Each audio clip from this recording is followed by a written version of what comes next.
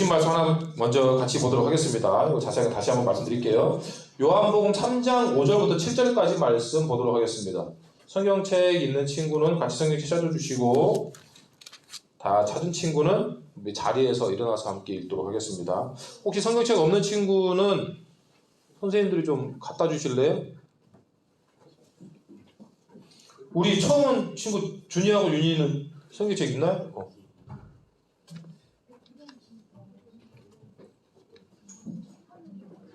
다시 한번 말씀드리겠습니다.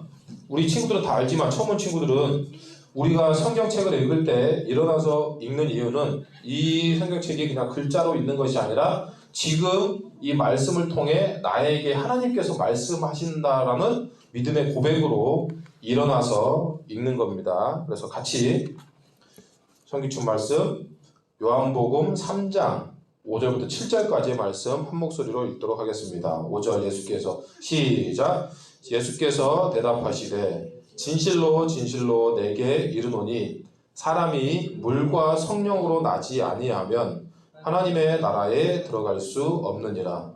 육으로 난 것은 육이요 영으로 난 것은 영이니 내가 내게 거듭나야 하겠다 하는 말을 놀랍게 여기지 말라. 아멘.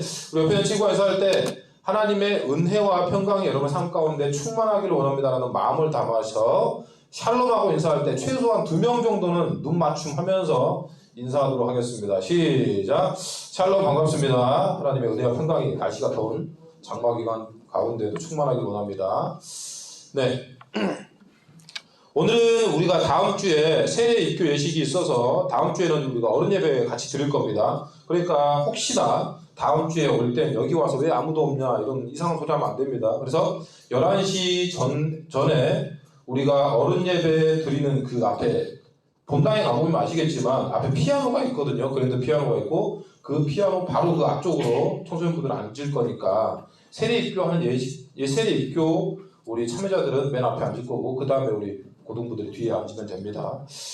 그래서 마지막 세례 입교 전에 말씀을 좀 어떤 것들 말씀을 좀 나누면 좋을까 하다가 세례에 대해서 우리가 세례에 대해서 말씀을 많이 들었지만 이 세례의 의미에 대해서 마지막으로 좀 같이 좀 점검하면 좋겠다. 그래서 오늘 본문의 말씀을 통해서 세례와 성령라는 제목으로 하는 말씀 같이 나누도록 하겠습니다. 보통 여러분들이 한번 생각해 보세요. 사람이 새롭게 된다, 사람이 변화한다라는 것에 대해서 여러분들은 어느 정도 좀 믿음이 있으세요? 사람은 변할 수 있다에 대해서 여러분들은 얼마나 확신이 있냐는 거죠. 또는 내가 그동안 봤던 내 친구나 가까운 사람 중에 그렇게 변화된 사람 또는 새롭게 된 사람을 본 적이 있냐는 거죠. 그래서 우리가 다른 사람을 떠나서 우리 스스로를 볼 때 가끔 이런 생각을 할 수 있습니다. 내가 이번에 여러분들 뭔가 어떤 일이 끝난 다음에 후회가 되거나 좀 부족함을 느낄 때 이렇게 생각하죠. 다시 시작했으면 좋겠다. 아침에 수민이가 시험 망쳤다고 했는데 다시 좀 지난주로 가서 다시 시험 보면 어떨 것 같아요? 별 차이 없을 것 같은데. 어찌됐건 그래 보세요. 우리가 어떤 일을 닥치고 난 다음에 후회가 돼요. 그리고 이거 좀 더 잘했을 수 있을 것 같은데 라는 생각이 들 때 다시 시작하면 잘할 수 있을 것 같다라는 생각이 듭니다. 그러니까 우리가 새롭게 우리 컴퓨터나 게임을 할 때도 그렇잖아요. 내가 어떤 캐릭터를 키우는데 잘못 키운 것 같아. 난 이렇게 키우고 싶었는데 자꾸 이상한 캐릭터가. 그러면 게임 같은 경우는 다시 키우면 되잖아요. 없애버리거나. 그런 삶이 나에게는 가능할까? 또는 누군가에게 가능할까? 그렇게 새롭게 되는 거, 변화되는 거. 목사님이 예전에 여자친구를 사귀었습니다. 많이 사귀었었죠. 근데 그 중에 한 명이 이런 경우가 있습니다. 사귀다가 헤어지고 또 저녁에 울면서 통화하다가 다시 사귀고 다음 며칠 있다가 또 대판 싸우고 헤어지고 또 싸우고 헤어졌다가 만났다가 싸웠다가 만났다가 그러니까 이렇게 자꾸 만났다가 헤어졌다가 헤어졌다니까 그런 이제 애인이 있는 친구를 둔다면 옆에 있는 친구들이 솔직히 괴롭거든요. 나 헤어졌다 하고 친구한테 전화해가지고 나오라고 그러고, 그러니까는 저도 힘들었지만 옆에 있는 친구들도 괴로웠습니다. 그래서 야 그만 만나라고 할 정도로. 그래서 저도 그때 막 다시 그런 게 반복되니까 어떤 생각이 들었냐면 이런 생각이 들었던 것 같아요. 차라리 걔를 몰랐던 때로 돌아가고 싶다. 어차피 알던 때로 돌아가면 똑같은 걸 반복할 거니까 차라리 걔를 몰랐던 때로 돌아가고 싶다. 우리가 힘들 때는 가끔 그런 생각을 하잖아요. 그래서 다시 정리하자면 사람의 인생을 새로 쓰는 게 가능할까? 좀 더 줄이자면 여러분 오늘 하루에 내 삶을 새로 쓰는 게 가능할까? 를 한번 생각해 보시면 좋겠습니다. 옛말에 이런 말이 있습니다. 검은 머리 짐승은 거두는 것이 아니다. 왜 이런 말이 있겠어요? 사람의 변화 가능성에 대해서 완전히 부정하는 말이죠, 이거는. 그리고 사람은 고쳐 쓰는 것이 아니다. 이런 얘기도 많이 들었을 겁니다. 이것도 사람의 변화 가능성에 대해서 부정하는 겁니다. 그래서 이런 것들을 볼 때 사람이 변화되는 것 또는 새롭게 되는 것, 내가 이전에 알던 사람이 아니네? 부정적으로가 아니라 긍정적으로 정말 저 사람이 이렇게 변화됐단 말이야? 라고 할 정도로 그런 변화되거나 새롭게 되는 삶을 사는 사람을 본다는 게 쉽지는 않다는 겁니다. 그런데 오늘 예수님은, 오늘 우리가 읽었던 본문의 말씀 보니까 예수님과 니고데모의 대화거든요. 근데 이 니고데모라는 사람은 유대인의 지도자였고 또 학식이 뛰어났던 사람입니다. 이 니고데모에게 예수님이 놀라운 말씀을 하십니다. 사람의 변화 가능성을 넘어서 완전히 새롭게 태어나야 함을 말씀하고 있는 거죠. 오늘 우리가 목사님 처음 전에 얘기했던 대로 나라는 사람이 또는 다른 사람의 변화 가능성에 대해서 조금 더 우리가 생각해 본 적이 없었다. 사람은 변하지 않는다. 이런 생각을 가지고 있었다면 예수님께서 오늘 우리에게 하시는 말씀에 대해서 한번 귀 기울여 보시면 좋겠습니다. 오늘 본문의 말씀 5절 말씀을 다시 한번 보겠습니다. 5절 예수께서 대답하시되 진실로 진실로 내게 이르노니 사람이 물과 성령으로 나지 아니하면 하나님의 나라에 들어갈 수 없느니라. 무슨 얘기를 하시냐면 예수님께서 지금 어떤 말씀을 하기 전에 두 번이나 뭐라고 하셔요? 진실로 진실로 진짜 진짜를 두 번이나 강조한다는 것은 이건 반드시 그래야 된다는 거죠. 분명하게도 말씀하시는데 뭐냐? 사람이 물과 성령으로 뭐라고요? 다시 태어나지 아니하면, 새롭게 되지 아니하면 하나님의 나라에 들어갈 수가 없다 라고 말씀하십니다. 다시 물과 성령으로 변화되지 않으면 하나님의 나라에 들어갈 수 없다는 겁니다. 그렇다면 예수님은 오늘 이 말씀을 들을 때 혹시나 내가 사람의 변화 가능성과 나의 변화 가능성에 대해서 부정적인 시각을 가지고 있는 사람이 이 말씀을 듣는다면 예수님은 그 누구도 할 수 없는 불가능한 일을 니고데모에게 말씀하시면서 야 이거 해봐라 좌절하기를 바라시는 걸까? 한번 고민해 볼 수 있습니다. 그런데 우리가 성경의 말씀이나 맥락을 볼 때 이건 당연히 아닌 거죠. 너 한번 먹어봐라. 뭐 먹어봐라 이게 아니죠. 이 불가능한 것을 해보고 너 이래야 하나님 나라 볼 수 있다가 아니라 진실로 진실로 분명히 얘기하는데 사람은 물과 성령으로 거듭날 수 있고 그래야만 하나님의 나라에 들어갈 수 있다라고 분명히 말씀하시는 겁니다. 그런데 가끔 이렇게 말씀하는 분을 봅니다. 우리가 지난주에 10계명에 대해서 말씀을 들었잖아요. 성경에 있는 말씀은 둘째치고 사람이 어떻게 10계명의 말씀을 다 지키고 사냐? 사람은 말씀을 다 지키고 살 수 없어 라고 하는 겁니다. 그래서 이렇게 얘기하죠. 그런 생각이 들면 어떤 생각까지 드냐면 그 말씀을 하신 하나님이 나에게 불가능한 일을 시키시는 분 같다라는 생각까지 이르게 됩니다. 그래서 우리가 이런 생각을 안 해봤을지 모르지만 우리가 신앙생활을 할 때 대부분 이렇게 신앙생활합니다. 뭐냐면 내가 지킬 수 있는 말씀은 잘 지킵니다. 그런데 내가 지킬 수 없는 말씀은 거들떠도 안 보죠. 이거를 보통 그냥 적당히 신앙생활을 한다라고 얘기합니다. 잘 보세요. 결론은 하나님은 우리보다 우리를 더 잘 아십니다. 그 하나님께서 우리가 지키기를 원하시는 말씀 또 계명에 대해서 명령하셨습니다. 그런데 나는 혹시 그 하나님의 말씀이 이건 내가 지킬 만하고 이건 내가 들을 만하고 저건 내가 못 지킬 것 같고 저거는 불가능하고 이렇게 한다라면 그거는 하나님을 오해하고 있다는 거죠. 하나님은 우리가 할 수 있기 때문에 그 명령을 내리시는 줄로 믿습니다. 아멘. 다시 얘기하면 하나님께서 우리에게 하시는 말씀은 우리가 결단하기만 하면 누구든지 할 수 있다는 거죠. 한 예로 원수를 사랑하라라는 말씀을 하셨는데 어떤 사람은 나는 죽어도 그거 못한다 라는 사람이 있을 수 있습니다. 그런데 그걸 못하면 하나님의 나라에 들어갈 수가 없다는 거죠. 같은 맥락에서 사람의 변화의 가능성을 믿지 않는 사람이라고 할지라도 오늘 예수님께서 하시는 말씀을 통해 예수님을 만남으로 인해 물과 성령으로 변화된 새로운 사람이 될 수 있다는 기적을 경험할 수 있기를 예수님의 이름으로 축복합니다. 그리고 이 사실을 먼저 믿을 수 있기를 예수님의 이름으로 축복합니다. 아멘. 아멘. 자, 우리가 봐세요.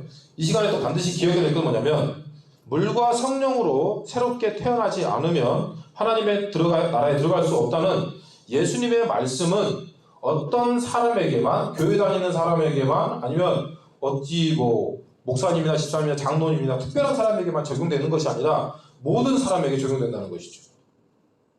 그래서 두 가지를 나눠서 생각해 보도록 하겠습니다. 첫 번째는 뭐냐면 물과 성령인데 물은 뭐예요? 우리가 다음 주에 예정된 대로 세례를 의미합니다.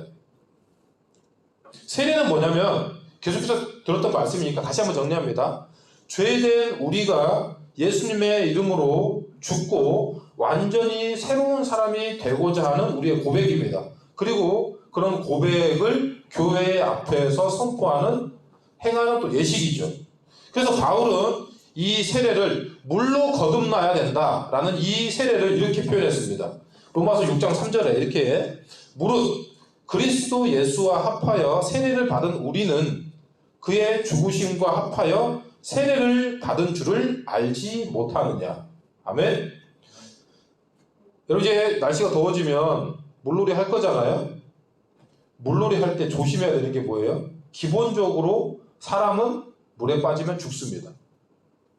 제 어릴 때 시골에서 제 친구도 죽을 뻔했었고 제 후배 중에는 실제로 죽은 친구가 있었고 엄청 저는 죽은 사람, 물에 빠져 죽은 사람을 많이 봤거든요. 예전에 여러분들한테 한번 말씀드린지 모르겠지만 여러 죽은 사람을 간혹 보지만 물에 빠져 죽은 사람은 가능하면 안 봤으면 좋겠어요.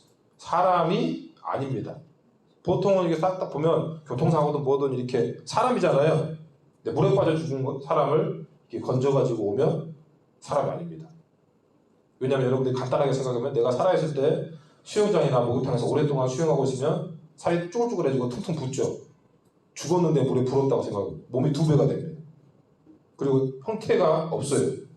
기본적으로 사람은 물에 빠지면 그렇게 됩니다. 죽습니다. 세례는 사람을 물에 넣었다가 죽었다는 의식을 하는 거죠.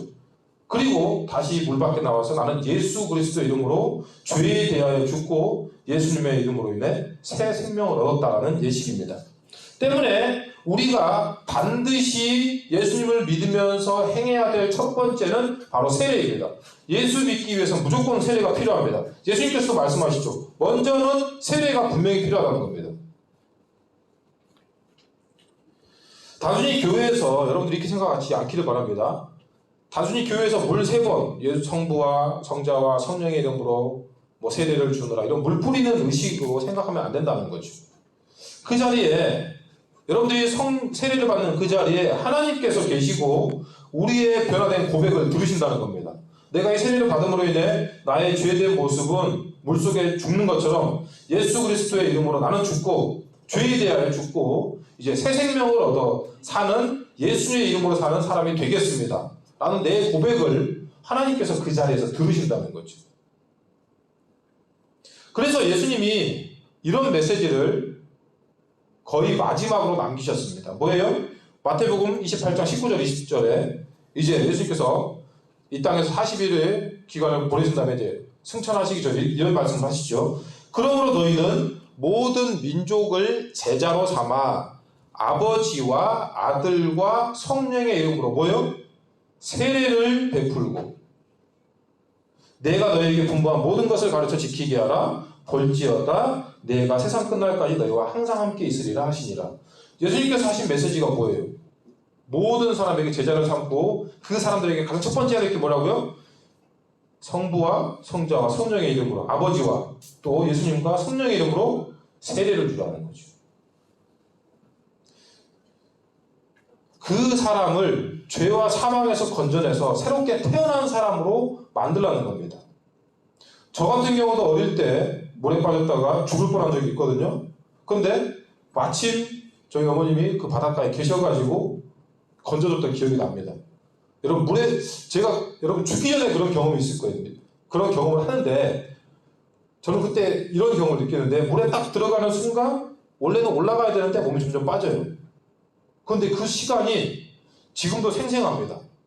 왜냐하면 이게 죽는 거구나 라고 생각이 드니까 시간이 엄청 천천히 갑니다. 몸이 뚱 떨어지는 게. 그리고 숨이 안 쉬어지는 게 느껴지고 이러다 가겠구나. 그런데 이제 눈 뜨고 위에 물을 보는데 죽었다라고 하는데 이제 그쪽에 누가 어머님이 딱 잠수해서 건져주는 거죠. 사람이 죽을 고비에서 딱 한번 살면 뭐 보통 이런 말을 하죠. 인생의 2막을 산다. 그거는 저는 그래서 그때부터 이렇게 생각한 거죠. 나는 초등학교 그때 죽었어야 되는데 나는 보너스 인생을 살고 있다. 이게 그냥 내가 죽을 고비를 넘겨서 그러는 것이 아니라 여러분 우리가 신앙 안에서 세례를 받는 게 그와 같다는 거죠. 이전에는 내 마음대로 살았다가 이제 세례를 기점으로 인해 내 마음대로 사는 것이 아니라 예수님으로 인해 다시 사는 제2의 인생, 새로운 인생을 내가 살겠습니다라고 고백하는 것이 바로 세례라는 겁니다. 여러분 세례 가운데 죄와 죽음이 떠나고 예수님께서 우리의 주인이 되심을 믿으시기 바랍니다. 아멘. 더 나아가면 두 번째예요 이제. 그런데 우리가 이 세례에만 머물러서는 안 됩니다. 그렇다면 세례 받은 사람은 다 천국 가야 되죠. 그래서 진정한 세례는 예수님께서 말씀하신 대로 물과 성령으로 완성되는 겁니다. 본문 6절 말씀을 다시 한번 보겠습니다. 육으로 난 것은 육이요 영으로 난 것은 영이니 라고 되어 있습니다.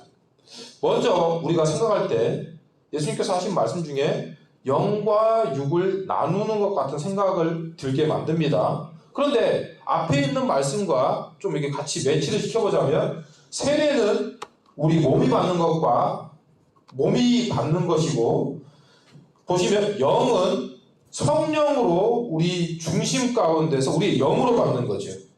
그래서 좀 더 자세하게 오늘 본문에 우리가 5절부터 7절까지 읽었지만 메시지 성경을 보고 메시지 성경에 5절부터 8절까지에 보니까 이렇게 나와 있습니다. 여러분들 좀 이해하기 쉬우실 거예요. 왜냐하면 그럴 수밖에 없는 게 니고데모도 이렇게 유대인의 지도자였고 학식이 뛰어났던 사람도 이런 예수님의 말씀을 듣고 그냥 오해할 정도였거든요. 그럼 엄마 뱃속에 다시 들어가란 말입니까? 사람이 어떻게 그럽니까? 그게 아니라는 거죠. 그래서 예수님께서 하신 말씀을 잘 들어보세요. 예수께서 말씀하셨다. 너는 귀 기울여 듣지 않는구나. 그러니까 예수님의 의도를 잘못 오해했다는 거죠.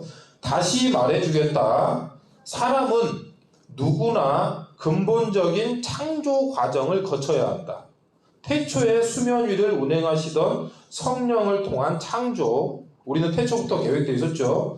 보이는 세계를 움직이는 보이지 않는 세계, 새로운 생명으로 들어가게 이끄는 세례, 이 과정들이 없으면 하나님 나라에 들어갈 수 없다. 여기까지 어느 정도 이해가 됐다면 좀 쉽게 아기를 예로 들어 설명하겠다. 우리 선생님 아기 있잖아요. 지금 우리 유겸이 보면 태어난 아기는 다만 네가 볼 수 있고 만질 수 있는 몸만 가지고 있을 뿐이다. 이게 얘기가 무슨 얘기인지 아시죠? 이게 세례입니다. 그러나 그 몸 안에 형성되는 인격은 네가 절대로 볼 수 없고 만질 수 없는 것, 이게 바로 성령이죠. 그것으로 빚어서 살아있는 영이 되는 것이다.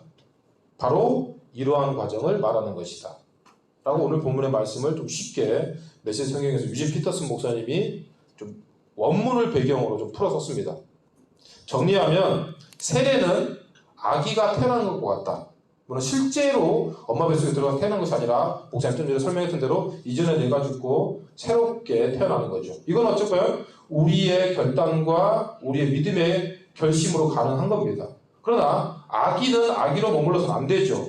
성령, 거기에 더 나아가서 성령은 그 안에, 그 몸 안에 형성되는 인격과 같다는 겁니다. 사람이 성장하기 위해서는 몸뚱이만 커져서 되는 것이 아니라 그 안에 인격이 성장해야 진정한 사람이 되는 겁니다. 그것은 보이는 세계를 움직이는 보이지 않는 세계와 같다. 성령님은 보이지 않는다. 그걸 딱 뭐라고 과학적으로 설명할 수 있는 것이 아니다. 그래서 성령님에 대해서 이렇다라고 정확하게 말씀을 할 수도 없지만 그분을 묘사할 때 이렇게 묘사합니다. 불과 같다, 물과 같다, 바람과 같다. 이렇게 묘사합니다. 바로 보이지 않는 성령님을 이렇게 묘사하는 것이죠. 그래서 그 다음에 말씀이 나오잖아요. 바람이 어디에서부터 와서 어디로 가는지 모르지만 성령님의 역사가 바로 이와 같다는 겁니다. 정리하면 세례는 우리를 죄와 사망에서부터 다시 태어나게 하는 예식이고 또 믿음의 결단입니다. 또 성령은 그런 우리를 진짜 생명으로 인도하시고 우리의 중심으로부터 완전히 새롭게 완성해 주시는 능력이 되는 역사인 줄로 믿습니다. 아멘. 오늘 여러분들이 이 세례와 성령에 대한 것만 분명히 머리에 박고 내 신앙생활 가운데 세례와 성령은 이겁니다라고 누구한테 설명할 수 있으면 여러분들은 웬만한 신학교에 나온 친구들보다 더 잘하는 겁니다. 그래서 우리가 오늘 읽지 않았던 8절 말씀을 보면 이렇게 되어 있습니다. 좀 전에 목사님 설명했던 거예요. 이런 일들을 이상하게 생각하지 말아라. 왜요? 바람이 어디에서 불어서 어디로 가는지 알지 못하지만 성령으로 다시 태어난 사람만은 알 수 있다.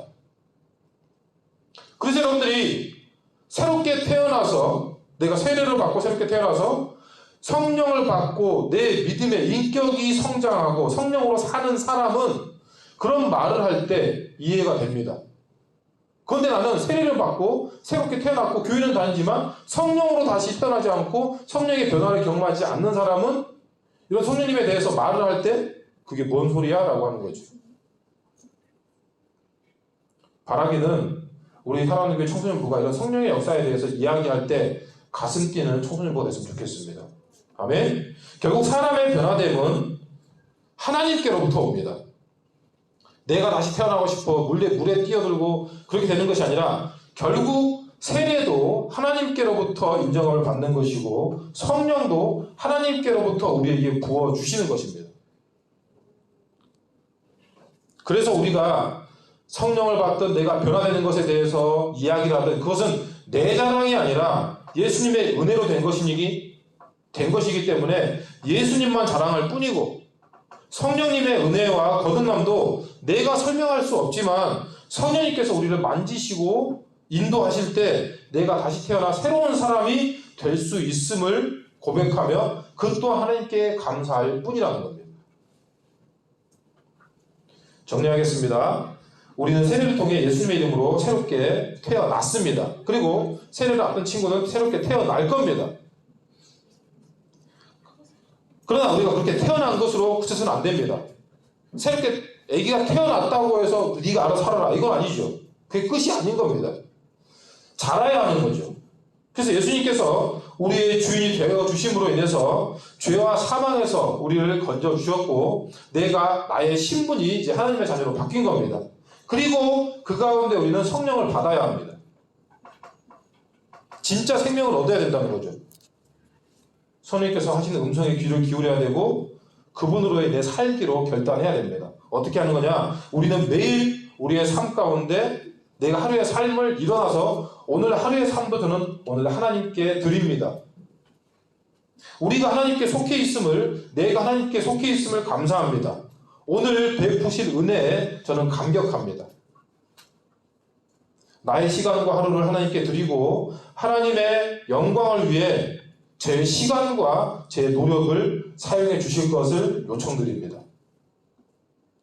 하나님께 방해가 되는 일이라면 거두어 주시고 그게 내가 볼 때 옳은 일이라고 하더라도 이게 죄라면 하나님 제가 그것을 비껴가게 하옵소서. 그리고 우리가 하나님께 순종하기로 작정할 때 성령님께서 우리의 하루를 채워가심을 느끼게 될 겁니다.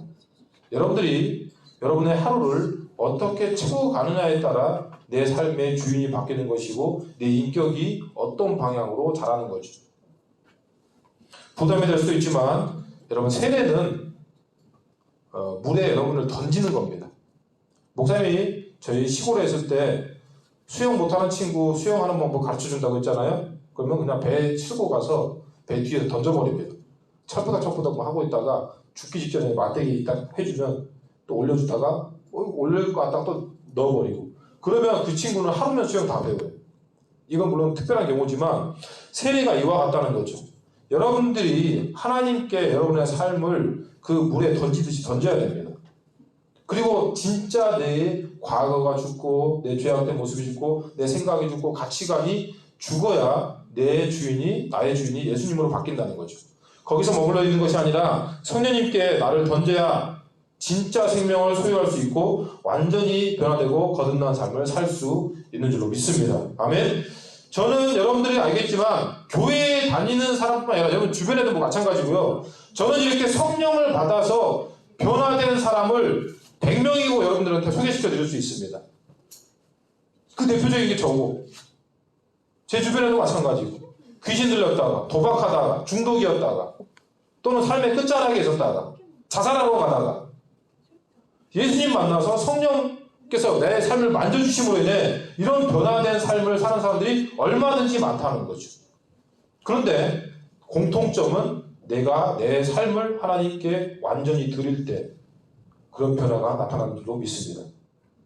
다시 한번 말씀드리지만 신앙생활에 적당히는 없습니다. 꼭 기억하시면서 분명한 세례와 또 성령으로 새롭게 태어나시고 그러므로 인해 하나님의 나라를 소유하는 저와 여러분 다 될 수 있기를 예수님의 이름으로 축복합니다. 아멘. 아멘. 들은 말씀 기억하면서 우리 찬양 하나 했으면 좋겠습니다. 찬양할 때 우리 두 손 들고 찬양합니다. 찬양합시다. PPT 있어요?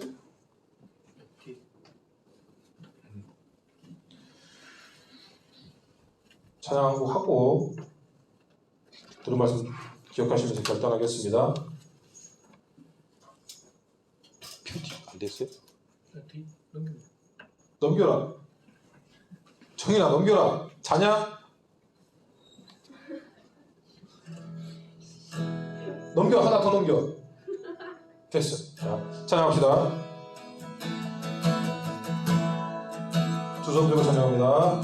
두 손 들고 찬양합니다. 다시 오실 왕 여호와께 오직 주만이 나를 다스리네. 나 주님만을 섬기리. 나 주님만을 섬기리. 헛된 마음 버리고 성령이여 내 영혼 충만하게 하소서. 주님 앞에 내 생명 드리리라. 한 번 더 찬양합니다. 두 손 찬양합니다. 고백하기 원하는 친구는 우리 자리에서 일어나서 같이 찬양합시다. 두 손 들고 찬양합니다. 다시 오실 왕 여호와께